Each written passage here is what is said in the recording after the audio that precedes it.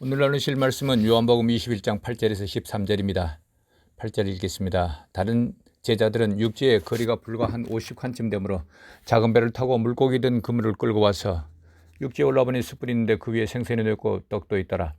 예수께서 이르시되 지금 잡은 생선을 좀 가져오라 하시니 시몬 베드로가 올라가서 그물을 육지에 끌어올리니 가득히 찬 큰 물고기가 153마리라 이같이 많으나 그물이 찢어지지 아니하였더라. 예수께서 이르시되 와서 조반을 먹으라 하시니 제자들이 주님이신 줄 아는 고로 당신이 누구냐 감히 묻는 자가 없더라. 예수께서 가시서 떡을 가져다가 그들에게 주시고 생선도 그와 같이 하시니라. 아멘. 오늘은 하늘을 움직이는 위대한 일이라는 제목으로 말씀을 나누겠습니다. 오늘 읽은 말씀은 예수님께서 승천하시기 직전으로 짐작이 됩니다. 이제 곧 승천하시니 남겨두는 제자들이 안타까워 오실 것입니다. 3년 동안 열심히 가르쳤지만 아직도 믿음지가 않습니다. 그래서 제자들에게 무언가를 부탁하시려고 현장 학습하시려고 갈릴리 바다로 부르시는 겁니다. 그럼 무엇을 현장 학습하시는 걸까요? 골라보십시오. 첫째는 구제 사업을 많이 해라. 둘째는 복음을 전해라. 그렇습니다. 복음 전해라입니다. 그것을 가르치기 위해서 오늘 갈릴리 바다 현장으로 부르신 겁니다. 오늘 현장 학습을 통해서 무엇을 가르치시는지 알아보려고 합니다. 첫 번째로 복음 전도할 때 경멸당하고 천대받는 것 각오해라. 그런 낮은 자세로 겸손한 자세로 전도해라. 이것을 가르치려고 갈릴리로 부르신 것입니다. 그러면 갈릴리 바다로 언제 부르셨던 것일까요? 부활하신 후 무덤으로 찾아간 막달라 마리아와 다른 마리아를 통해서 제자들에게 말씀하신 것입니다. 마태복음 28장 10절입니다. 예수께서 이르시되 무서워하지 말라. 가서 내 형제들에게 갈릴리로 가라 하라. 거기서 나를 보리라. 아멘. 그러면 왜 갈릴리로 부르셨을까요? 두 가지 사건을 생각할 수 있습니다. 첫 번째는 갈릴리라는 지명 때문입니다. 우리 한국에서 어느 지역 출신이다 이러면 좀 미워하고 경멸하고 그랬던 적이 있습니다. 갈릴리가 그런 지역입니다. 같은 나라 같은 민족인데도 갈릴리 사람들을 이방인처럼 대했던 것입니다. 이방인이라고 하면 우리는 별거 아닌 것으로 생각합니다. 그러나 그 당시 유대인들은 이방인을 지옥의 불쏘시개로 생각했답니다. 언젠가는 망할 사람들, 지옥을 갈 사람들로 여겼던 것입니다. 그렇게 갈릴리 사람들을 이방인처럼 경멸하고 천대했던 것입니다. 그러니 그 지방 사람들은 출신지를 숨기고 싶었을 것입니다. 베드로와 야고보, 안드레, 요한 이런 핵심 제자들이 모두 갈릴리 출신입니다. 두 번째 사건은 예수님과 베드로가 만난 곳이 갈릴리 바다입니다. 그날에도 오늘 말씀처럼 비슷한 사건이 있었습니다. 베드로가 그날에도 고기를 잡지 못했습니다. 처음 만나는 예수님이 말씀하셨습니다. 깊은 데로 가서 그물을 내려라. 베드로가 말했습니다. 밤새 잡은 것 없지만은 말씀에 의지해서 그물을 내리겠습니다. 그리고는 그물을 던졌습니다. 그랬더니 신기하게도 고기가 많이 잡혔습니다. 어찌나 많이 잡혔던지 그물이 찢어져 나갑니다. 그날에 베드로가 예수님의 제자가 되고 맙니다. 갈릴리에서 그런 일들이 있었던 것입니다. 그러니까 갈릴리는 예수님이나 제자들에게 매우 중요한 지역임을 알 수 있습니다. 그러면 예수님께서 현장 학습, 현장에서 가르치기를 잘하지 않으셨습니까? 그래야 잊어먹지를 않기 때문입니다. 오늘도 갈릴리에서 현장 학습을 하시는 것입니다. 그러면 무엇을 가르치시는 걸까요? 갈릴리에서 가르치시는 첫 번째로는 갈릴리 사람을 경멸하고 전대하는 것처럼 복음 전도자도 똑같은 일을 당할 것이다. 각오하라는 것입니다. 그것을 알도록 갈릴리 바다로 불러 모신 것입니다. 우리는 그걸 이해하기가 어렵지만 제자들은 알아들었습니다. 이것이 오늘 우리에게 중요한 것을 말씀합니다. 복음 전도하면 경멸받고 천대당할 수 있다. 그걸 각오라. 오늘 말씀을 통해서 우리에게 말씀하시는 것입니다. 전도할 때 수모당하는 일이 참으로 많습니다. 마켓에서 전도하다가 쫓겨나기도 합니다. 그러면 참으로 섭섭합니다. 우리 교회 가까이 있는 스마트 앤 파이널에서 잘생긴 어느 한국 청년에게 전도하려고 예수님 믿으세요 그랬습니다. 예수님 믿는 사람이라고 하면은 예수님 믿습니다. 수고하십니다. 또는 안 믿는 사람이라면 제가 바빠요 이러면 얼마나 좋습니까? 그런데 눈길 한 번은 안 줍니다. 한국말을 전혀 모르는 사람처럼 쌩쌩거립니다. 요즘 젊은이들은 말로는 쌩깐다고 하더군요. 그때는 참 속이 상합니다. 그 정도는 다행입니다. 제 어릴 때는요 전도하다가 매 맞고 쫓겨나는 일도 많았습니다. 오늘 말씀에서 그것을 말씀하는 겁니다. 복음 전도하면 경멸당하고 마음 섭섭한 일 겪을 때가 많다. 각오해라. 기죽지 마라. 하던 일을 계속해라 이 말씀입니다. 전도하시는 분들은 자주 경험하는 일입니다. 이런 경험을 우리 모두가 해보실 수 있길 바랍니다. 전도는 하나님께서 가장 기뻐하시는 일입니다. 갈릴리 바다로 부르신 것은 갈릴리 살던처럼 그런 자세로 전도하라는 것입니다. 예수님 제자들은 갈릴리 사람이라고 경멸받았던 사람들입니다. 대우받거나 대접받지 못했던 사람들입니다. 거기서 살 때 전도자로 부름받았던 사람들인 것입니다. 그렇게 마음이 낮아진다는 것, 경멸당하고 무시받고 점대받는 것이 무엇인지를 아는 사람들입니다. 항상 낮은 자세로 살았던 사람들입니다. 전도도 그렇게 하라는 것입니다. 내가 복을 내려주는 것처럼 높은 자세로 하지 말라는 것입니다. 대우받고 대접받을 생각을 하지 말라는 것입니다. 낮은 자세로, 섬기는 자세로, 겸손한 자세로 복음을 전도하라는 것입니다. 이것을 갈릴리 바다에서 현장 학습하시려고 바다로 부르신 것입니다. 이 말씀을 우리에게 적용하면 이렇습니다. 우리가 2주 전에 이런 말씀을 나눴습니다. 선한 행실을 할 때 너그러운 마음, 긍휼히 여기는 마음으로 하라는 말씀이었습니다. 그렇지 않으면 선한 행실을 열심히 했다 할지라도 꽝이라는 말씀이었습니다. 낮은 자세로, 섬기는 자세로, 겸손한 자세로 복음을 전도하는 것입니다. 내가 복을 내려주는 것처럼 높은 자세로 하지 말라는 것입니다. 대우받고 대접받을 생각하지 말라는 것입니다. 이것을 꼭 하시기를 부탁합니다. 전도할 때 2가지. 첫 번째는 뭐였습니까? 경멸당하고 천대당할 수 있다. 각오해라. 그래도 실망하지 말고 전도해라. 상급이 크다는 것입니다. 2번째는 겸손하고 낮은 자세로 전도해라. 대우받고 대접받을 생각하지 말아라. 그러면 이렇게 불편한 일을 왜 우리가 해야 합니까? 전도 안 하고 말지요? 아닙니다. 그래도 전도해야 합니다. 하나님께서 가장 기뻐하시는 일입니다. 우리가 해야 할 가장 큰 일이기도 합니다. 그렇게 한 명 전도할 때마다 상급이 크지 않습니까? 하늘에 빛나는 별처럼 영원히 빛난다고 성경은 말하고 있습니다. 전도하시길 부탁드립니다. 2번째로 오늘 말씀 통해서 우리가 말씀하시는 것은 전도는 성령과 말씀이 하는 것이지 너 능력으로 하는 것이 아니다, 이 말씀입니다. 그러니 자신감을 가지라는 것입니다. 9절을 보시겠습니다. 육지에 올라보니 숯불이 있는데 그 위에 생선이 놓였고 떡도 있더라. 새벽녘이 되었습니다. 베드로가 예수님에게 갑니다. 그곳에 빨간 숯불이 있는 겁니다. 베드로는 환장할 일이지 않습니까? 베드로는 뭐가 생각났을까요? 예수님 잡히시던 날 나는 저 사람을 모릅니다. 예수님을 부인하던 모닥불이 생각났을 것입니다. 그런데 그 빨간 불이 왜 여기 있느냐고요? 베드로는 기막힐 일입니다. 그날에는 이런 일이 있었습니다. 예수님께서 잡히시고 죽으실 것을 말씀했습니다. 그러자 베드로가 말합니다. 예수께서 이르시되 내가 진실로 내게 이르노니 오늘 이 밤 닭이 2번 울기 전에 내가 3번 나를 부인하리라. 베드로가 힘차게 말하되 내가 주와 함께 있을지언정 주를 부인하지 않겠나이다 하고 모든 제자도 이와 같이 말하니라. 아멘. 장담했던 베드로는 모닥불이 활활 타오르는 대제사장 집들에서 예수님을 3번 부인하고 맙니다. 예수님이 그와 같이 똑같이 빨갛게 타오르는 모닥불을 준비하신 것입니다. 베드로가 얼마나 무서웠을까요? 오금이 저렸을 것입니다. 예수님 얼굴을 차마 바라볼 수 없을 것입니다. 아마 무릎을 꿇고 머리를 숙였을 것입니다. 그런데 예수님은 아무 말씀도 하지 않습니다. 이놈아 배신자야, 책망하지도 않습니다. 그러면 예수님이 왜 모닥불을 준비해 놓으셨을까요? 이것도 현장 학습입니다. 내가 나를 버리지 않겠다고 약속했지 너희 사람들 약속은 꽝이야. 사람들은 좀 어려우면 도망가는 게 본성이야. 전도도 이와 같단다. 사람 능력으로 하는 것 아니다. 이걸 가르치시는 것입니다. 이것을 말씀하시는 것이 9절 하반절입니다. 다시 보실까요? 숯불이 있는데 그 위에 생선이 놓였고 떡도 있더라. 아멘. 이 말씀에서 숯불은 성령을 의미합니다. 그리고 생선과 떡은 예수님 자신을 가리킵니다. 떡 5개, 물고기 2마리로 5,000명을 먹이시던 오병이어 기적이 있었습니다. 오병이어는 예수님 자신을 말합니다. 예수님 자신을 찢어서 먹으라는 것입니다. 그러면 생명 온다는 것을 가르친 것이 오병이어 기적입니다. 그 기적은 사람 능력으로 하는 것이 아니라 하나님 권능 파워로 그런 일이 있다는 것을 가르친 것입니다.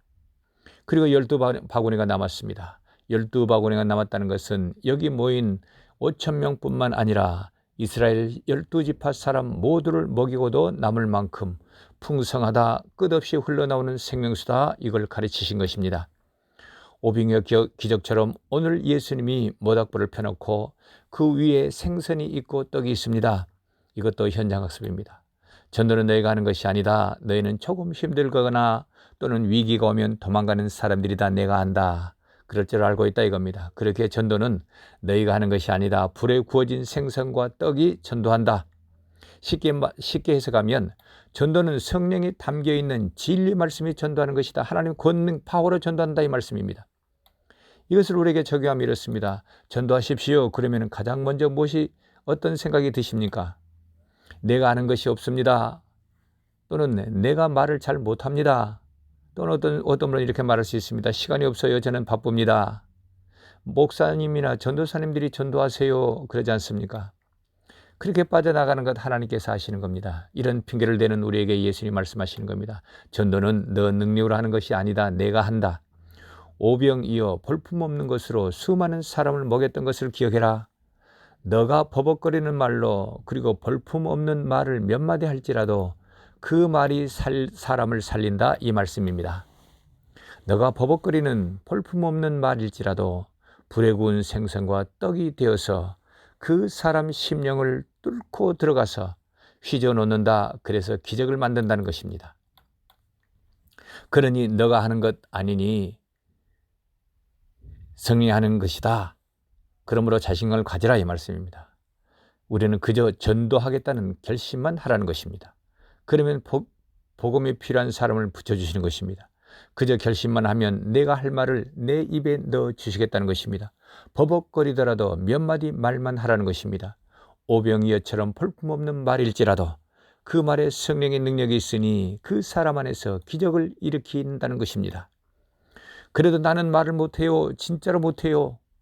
도망가려고 한다면 너 대신 사람을 붙여줄게 주님께서는 그러시는 것입니다. 그래서 나 대신 말할 사람을 붙여주시기도 합니다. 그 증거가 있습니다. 출애굽의 영웅 모세입니다. 하나님 저 말을 하지 못합니다. 말 못하는 것 아시잖아요. 모세가 말했습니다. 하나님께서 그러십니다. 너 형 아론을 준비해놨다. 너는 가기만 해라. 너가 버벅거리고 우물쭈물할지라도 파워가 나타날 것이다. 실제로 그렇게 하셨습니다. 이것이 오늘 우리에게 주시는 두 번째 말씀입니다. 어떻습니까? 동의되십니까? 오늘 내용을 상세히 기억하지 못하실 것입니다. 그럴지라도 이것만은 꼭 기억하시면 좋겠습니다. 한번 따라 하실까요? 내가 전도하는 것 아니다.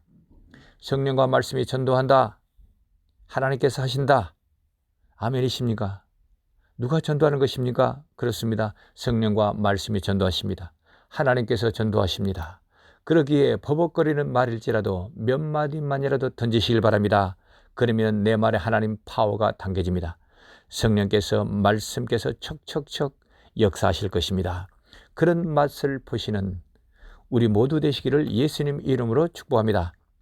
세 번째로 전도는 그 사람 안에 하나님의 신성이 들어가는 위대한 일이라는 것입니다. 전도는 말로 하기 때문에 시시한 일같이 보입니다. 그러나 영적으로는 하나님의 신성을 움직이게 하는 위대한 일이라는 것입니다. 11절을 보시겠습니다. 시몬 베드로가 올라가서 그물을 육지에 끌어올리니 가득히 찬 큰 물고기가 153마리라.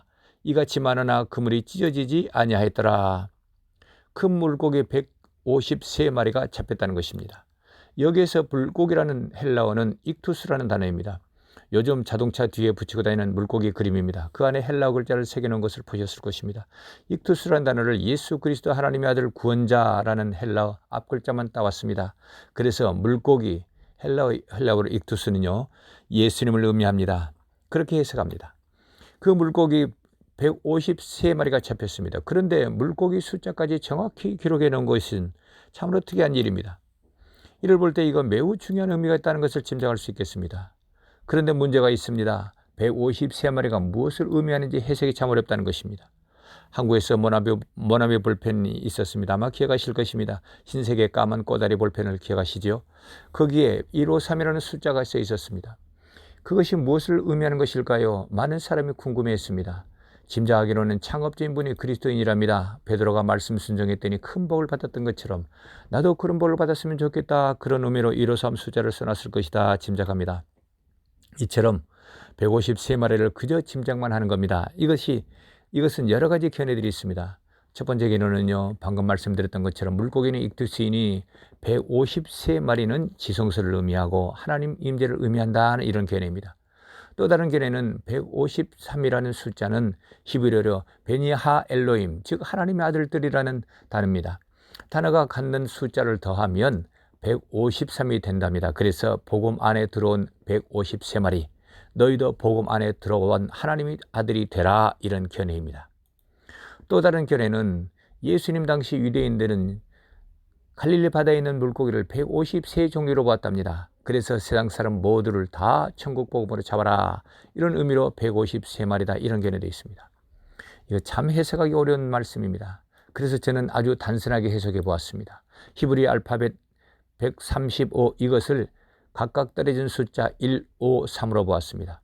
그러니까 153마리로 읽지 말고 한자 한자 읽어서 1, 5, 3이 되게 하는 겁니다. 그럼 이렇게 해석할 수 있습니다. 숫자 1은 알리베라는 알파벳인데요, 하나님의 신성을 의미합니다. 그리고 숫자 5는 헤이라는 알파벳인데 호흡을 의미합니다. 그리고 숫자 3은 김멜이라는 알파벳인데 생명을 부양하고 돕는 것을 의미합니다. 그러니까 베드로가 잡은 1, 5, 3 물고기는 하나님의 신성, 호흡, 그리고 생명을 부양하고 돕는 파워, 이 세 가지를 품고 있는 물고기라는 것입니다. 그러니까 천국 복음, 예수 복음을 던지면 하나님의 신성, 호흡, 생명을 부하는 파워가 들어간다. 그것이 큰 물고기라는 것입니다. 억지 같기는 합니다. 그러나 오늘 갈릴리 바다에서 무엇을 현장 학습하시는 것입니까? 그렇습니다. 고기 잡는 바닷가에서 복음 전도를 하는 현장 학습을 하는 것입니다. 그러니까 큰 물고기 153이라는 것은 너희가 버벅거리고 전도할지라도 하나님의 신성이 들어가고 호흡이 들어가서 그 사람을 살리고 파워가 들어가서 그 사람 생명을 부양하게 된다. 그래서 큰 물고기 된다, 이것입니다. 쉽게 말씀드리면 바로 우리를 말합니다. 성도님들은 누구에게 전도를 받으셨습니까? 저는 저희 어머니께서 전도받았습니다. 우리가 예수님 믿을 때 삼일체 하나님께서 내 안에 임하셨습니다. 우리 눈에 보이지 않으시지만은 휘황찬란한 하나님의 영광 광채로 임하시는 것입니다. 그렇게 우리 안에 하나님의 성품 신성이 들어오셨습니다. 아멘이시지요? 믿으시지요? 아멘입니다. 그리고 내 안에 하나님의 호흡이 들어오셨습니다. 호흡은 생명입니다. 그래서 내 영이 살아났습니다. 영생을 가졌습니다. 아멘이시지요? 그래서 우리가 영생을 이미 시작한 것입니다. 그리고 내 영의 생명을 부양하고 자라게 하는 힘, 권능까지 내 안에 들어오신 것입니다. 그렇기에 큰 물고기 153은 바로 나 자신을 말하는 것입니다. 그리고 내가 전도할 사람, 그 사람이 153이 될 겁니다. 그 사람에게 복음 전도하면 그 사람에게 153이 들어갑니다. 그 사람 안에 하나님의 신성이 들어가는 것입니다. 그 사람 안에 영생이 들어가는 것입니다. 그 사람 안에 그 사람의 생명을 부양하고 돕는 권능과 파워가 들어가는 것입니다. 그래서 그 사람이 하나님을 품은 큰 사람이 되는 것입니다. 생각해 보십시오. 이렇게 되는 것이니 내가 전도하는 것이 얼마나 중요하고 위대한 일입니까? 내 전도를 통해서 그 사람 안에 하나님의 신성이 들어가시는 겁니다. 호흡이 들어가고 생명을 부하는 파워가 들어갑니다. 내가 말을 잘하지 못해서 볼품없는 몇 마디를 말하고 버벅거리면서 말할지라도 하늘 하나님을 움직이시게 하는 위대한 일이 되고 마는 것입니다. 그러니 전도하시라는 겁니다. 말로 전도하는 것이 좀 시시하게 보일 수 있습니다. 그러나 영적으로는 위대한 일입니다. 하나님을 기뻐하시는 일이기 때문에 그렇습니다. 하나님을 움직이시게 하는 일이기 때문에 그렇습니다. 하나님의 신성이 그 사람 안에 들어가게 하시는 일이기 때문에 그렇습니다.